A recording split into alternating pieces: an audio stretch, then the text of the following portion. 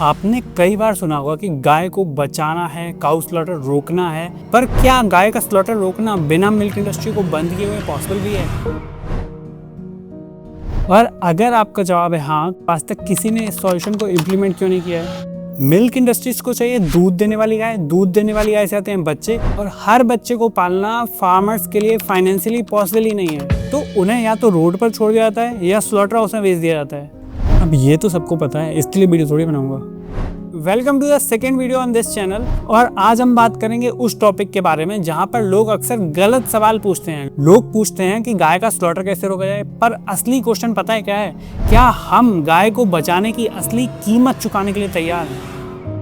सबसे पहले समझते हैं कि असली प्रॉब्लम आती कहाँ है। गाय को दूध देने के लिए बच्चे पैदा करने पड़ते हैं, और जब बच्चे पैदा होते हैं तो लगभग 50% चांस होता है कि वो फीमेल काऊ होगी और 50% चांस होता है कि वो मेल काऊ होगा। फीमेल काऊ तो फ्यूचर में दूध देंगी, पर मेल काऊ सबसे बड़ी प्रॉब्लम क्रिएट करते हैं। अब कुछ लोग बोलेंगे कि प्रॉब्लम क्या है, जो मेल काऊ है उसको भी फार्म पर ही रख सकते हैं। सुनने में तो ये काफ़ी सिंपल लगता है, लेकिन प्रैक्टिकल बिल्कुल भी नहीं है। प्रैक्टिकल दुनिया में मेल काऊ को भी उतना ही खाना चाहिए। फार्मर्स के लिए ये केवल एक एक्सपेंस है और इससे कोई फ़ायदा भी नहीं है, और इसी वजह से उन्हें कई जगह स्लॉटर हाउस में बेच दिया जाता है। पर स्लॉटर हाउस में बेचने की ज़रूरत ही क्या है, उन्हें खुला भी तो छोड़ सकते हैं। गुड पॉइंट, बट फर्स्ट, बेचने पर डेयरी फार्म की एक एक्स्ट्रा इनकम सोर्स बढ़ जाती है। एंड सेकेंड, क्या रोड पर छोड़ना सच में एक सॉल्यूशन है? रोड एक्सीडेंट, प्लास्टिक खाना, भूख से मर जाना, सड़क पर छोड़ना कोई दया नहीं है, ये बस उनकी रिस्पॉन्सिबिलिटी लेने से बचने का एक जरिया है।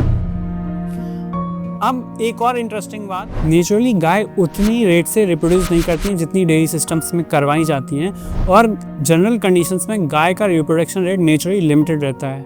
लेकिन कॉमर्शियल डेयरी सिस्टम में गोल ज़्यादा से ज़्यादा दूध लेना होता है, और ज़्यादा दूध के चक्कर में ज़्यादा रिप्रोडक्शन, जिससे ज़्यादा बच्चे, और ज़्यादा बच्चे से ज़्यादा मेल काऊ की पॉपुलेशन। अब मान लो कल से काऊ का स्लॉटर पूरे देश में बंद हो जाता है, तो क्या होगा? धीरे धीरे मेल एंड फीमेल दोनों काऊ की पॉपुलेशन बढ़ेगी, और एक टाइम के बाद दोनों की पॉपुलेशन लगभग बराबर हो जाएगी। और यहीं पर मुझे लगता है कि सारी डिबेट गलत डायरेक्शन में जा रही है। लोग कहते हैं काऊ का स्लॉटर कैसे रोका जाए, पर रियल क्वेश्चन है कि काऊ के स्लॉटर की ज़रूरत ही क्या है।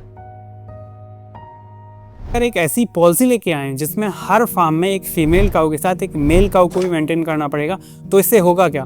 पहला तो जो काऊ का स्लॉटर मिल्क की इंडस्ट्रीज की वजह से होता है वो तो बंद हो जाएगा, और दूसरा, काऊ की जो रिस्पॉन्सिबिलिटी है वो फार्मर्स के पास आ जाएगी, जिससे कि वो रोड पर नहीं जाएंगी, और रोड एक्सीडेंट जो एनिमल की वजह से होते हैं वो भी काफी कम हो जाएंगे। पर इसमें भी एक प्रॉब्लम है।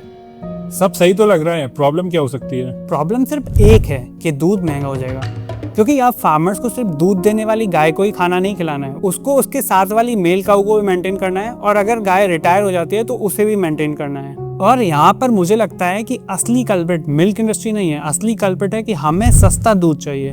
हम चाहते हैं कि दूध भी सस्ता हो, कोई गाय भी ना मरे और कोई गाय रोड पर भी ना आए, पर हर चॉइस की एक कॉस्ट होती है। क्या हम उसको पे करना चाहते हैं?